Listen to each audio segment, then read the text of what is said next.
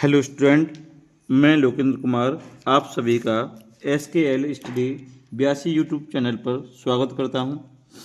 आज हम एक टॉपिक लेकर आए हैं जो बोर्ड परीक्षा की दृष्टि से बहुत ही महत्वपूर्ण है। यह टॉपिक वैसे तो कॉमन टॉपिक है 10th और 12th क्लास के लिए, मगर ये 10th क्लास के लिए बहुत ही महत्वपूर्ण है।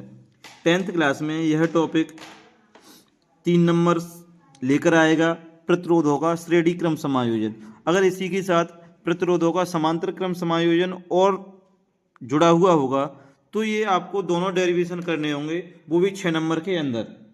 तो मेरे साथ इस वीडियो में बने रहें और देखते हैं प्रतिरोधों का श्रेणी क्रम समायोजन में जो थोड़ी सी लैंग्वेज है उस लैंग्वेज को हम नोट करेंगे। उससे पहले इस लैंग्वेज को जिस प्रकार बनाया जाता है उस लैंग्वेज को लिए देखें। एक छोटे से डायग्राम को हम बनाएंगे, उस डायग्राम को देखें। इसमें सबसे पहले हम 3 प्रतिरोध ले लेते हैं। बेटा क्या ले लेते हैं? 3 प्रतिरोध। तो ये मान लिया R1 प्रतिरोध है और ये बेटा कैसा प्रतिरोध है? R2 प्रतिरोध है और ये बेटा कैसा है? R3 प्रतिरोध है। अब तीनों ही प्रतिरोध को एक या सेल या ले लें या बेटा क्या ले लें? बैटरी ले लें। उससे हम तीनों ही प्रतिरोधों को जोड़ देते हैं, जिसका ये सिरा कैसा है? नेगेटिव है और ये सिरा कैसा है? पॉजिटिव है। इसमें I एम्पियर की धारा बेटा क्या कर देते हैं? प्रवाहित कर देते हैं। किसकी? I एम्पियर की धारा। अब देखें इसमें जो विभवांतर है वो विभवांतर क्या होता है? प्रतिरोधों के सिरों पर अलग अलग विभवांतर उत्पन्न होता है। तो देखें विभवांतर क्या रहेगा बेटा? पहले प्रतिरोध पे जो विभवांतर रहेगा वो रहेगा V1। कैसा रहेगा बेटा? V1।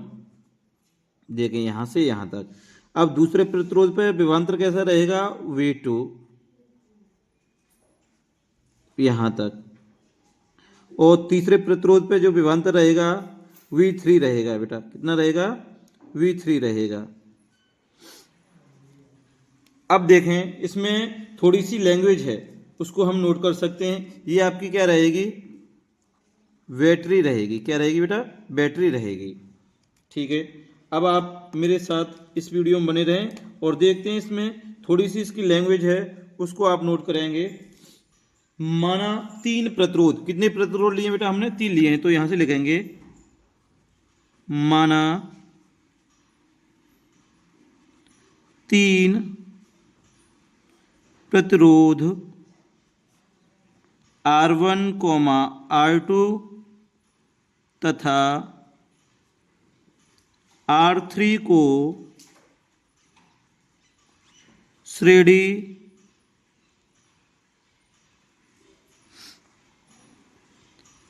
क्रम में, किसमें बेटा? श्रेणी क्रम में इस प्रकार जोड़ा गया है, इस प्रकार जोड़ा गया है। देखें इस प्रकार जोड़ा गया है कि प्रत्येक प्रतिरोध का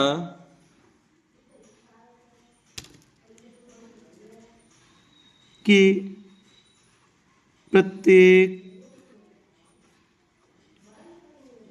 प्रतिरोध का दूसरा सिरा, कौन सा? दूसरा सिरा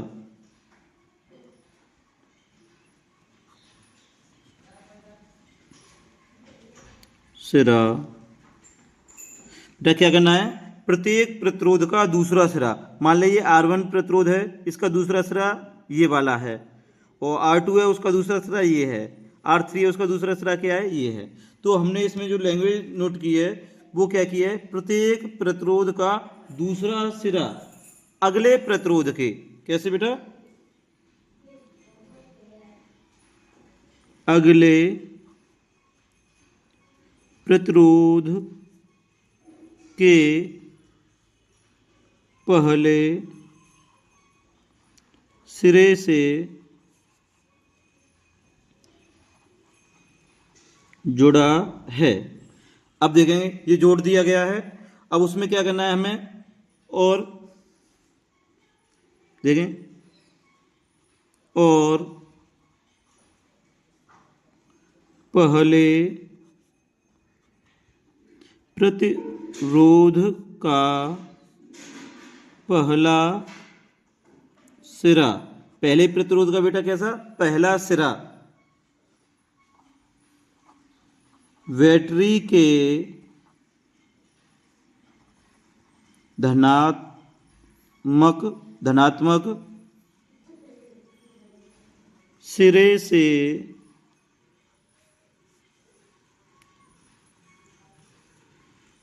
जोड़ा गया है। देखें इसमें बेटा, जो प्रतिरोध का पहला सिरा है उसे किससे जोड़ा गया है, बैटरी के धनात्मक ध्रुव से जोड़ा गया है, तथा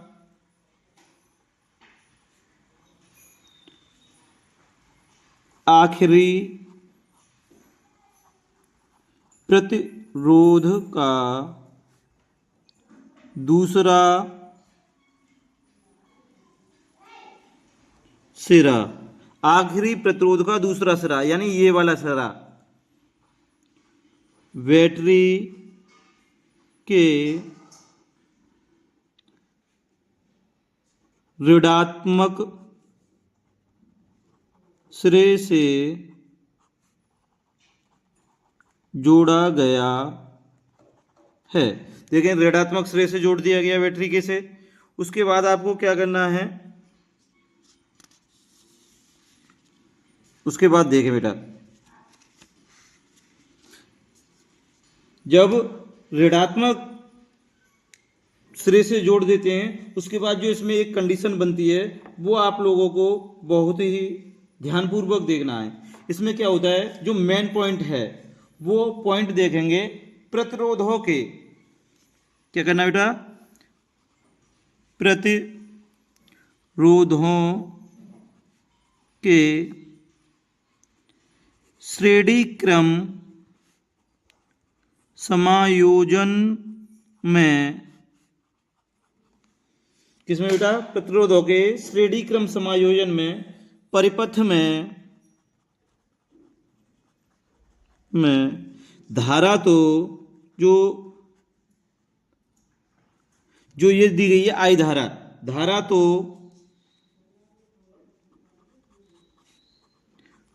समान प्रवाहित होती है, परंतु विभवांतर, क्या बेटा, विभवांतर अलग अलग होता है। क्या होता है बेटा, विभवांतर क्या होता है, अलग अलग होता है। अब यहीं पर मेन पॉइंट है, जो अलग अलग होता है वही हमें क्या करना होता है, निकालना होता है। अलग अलग यहाँ पर क्या है बेटा, विभवांतर है। तो आप नोट करेंगे पहले प्रतिरोध पर उत्पन्न विभवांतर, क्या नोट करेंगे बेटा, पहले प्रतिरोध पर उत्पन्न विभवांतर। तो यहां से लिखें, पहले प्रतिरोध पर उत्पन्न विभवांतर। अब पहले प्रतिरोध पर उत्पन्न विभवांतर देखेंगे बेटा, तो जो विभवांतर है, अब यहां हम लगाएंगे ओम का नियम। क्या लगाएंगे बेटा, ओम का नियम। तो ओम का नियम क्या होता था, यहां से विभवांतर आता था V = IR। अब हम चित्र में देखें पहले, तो चित्र में देखें V1 दिया है, R1 दिया है, धारा कैसी है, I। धारा तो यहां क्या रहेगी बेटा, समान रहेगी। धारा क्या रहेगी बेटा, समान रहेगी। और विभवांतर क्या होगा, अलग अलग होगा। तो विभवांतर चित्र में अभी हमने देखा क्या है, V1 है, और प्रतिरोध क्या है, R1 है, और धारा क्या है, समान है। समान है तो धारा क्या रहेगी, I ही रहेगी। ये हो गया इक्वेशन नंबर फर्स्ट। ये क्या हो गया बेटा, इक्वेशन नंबर फर्स्ट। अब देखें, इसी प्रकार करेंगे दूसरे प्रतिरोध पर उत्पन्न विभवांतर। दूसरे प्रतिरोध पर विभवांतर देखें बेटा, तो उसी प्रकार लिख दें V = IR। अब यहां पर दूसरे प्रतिरोध पर विभवांतर क्या है, V2 है, और प्रतिरोध क्या है R2 है, और धारा क्या है समान है, I ही रहेगी। तो समीकरण नंबर हो गया सेकंड। अब फिर से देखें, अब का हमें क्या करना है, अब तीसरा जो प्रतिरोध हमारा जो ये वाला शेष बचा है उस पर नोट करना है। क्या नोट करना है बेटा, देखें तीसरे प्रतिरोध पर उत्पन्न विभवांतर, किस पे बेटा, तीसरे प्रतिरोध पर उत्पन्न विभवांतर निकाल रहे हैं। तो V इक्वल टू पहले तो लिख दे क्या I R, अब तीसरे पे निकाला है तो यहाँ पे क्या कर देंगे 3V3, और यहाँ पे क्या आ जाएगा R3, समीकरण हो जाएगा थर्ड। समीकरण क्या हो गया बेटा थर्ड। अब देखते हैं इसमें आगे, जब समीकरण थर्ड हो गया तो अब हमें क्या करना है, अतः परिपथ का कुल विभवांतर, क्या करना है बेटा, अतः परिपथ का कुल विभवांतर, कुल विभवांतर का अर्थ क्या है, तीनों को क्या करते हैं बेटा जोड़ दें, तीनों को क्या कर दें जोड़ दें। तो V इक्वल टू क्या आ जाएगा V1 plus V2 plus V3, तीनों को हमें क्या करना है बेटा जोड़ना है। तो समीकरण 1 2 3 तीनों को क्या करना है बेटा जोड़ना है। तो यहाँ समीकरण 1 2 और 3 के क्या कर दें, इस इक्वेशन में मान रख लेते हैं।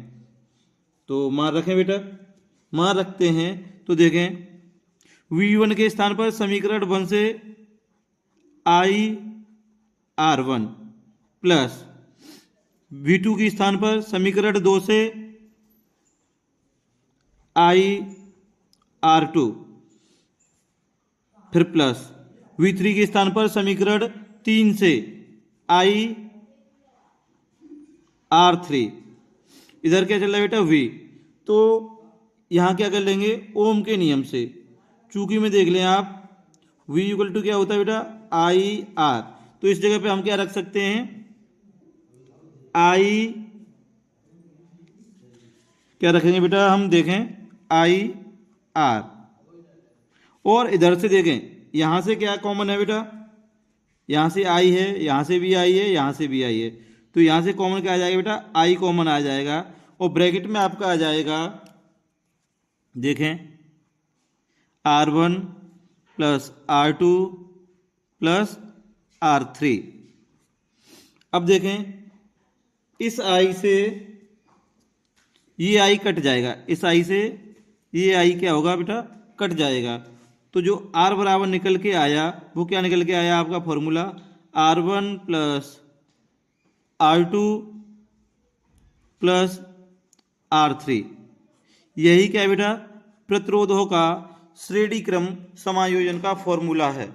ये क्या है बेटा प्रतिरोधों के श्रेणी क्रम समायोजन का फॉर्मूला है। मेरे साथ इस वीडियो में बने रहने के लिए आप सभी का धन्यवाद। हमारे इस वीडियो को ज़्यादा से ज़्यादा शेयर करें और हमारे YouTube चैनल को ज़्यादा से ज़्यादा सब्सक्राइब करें। Thank you.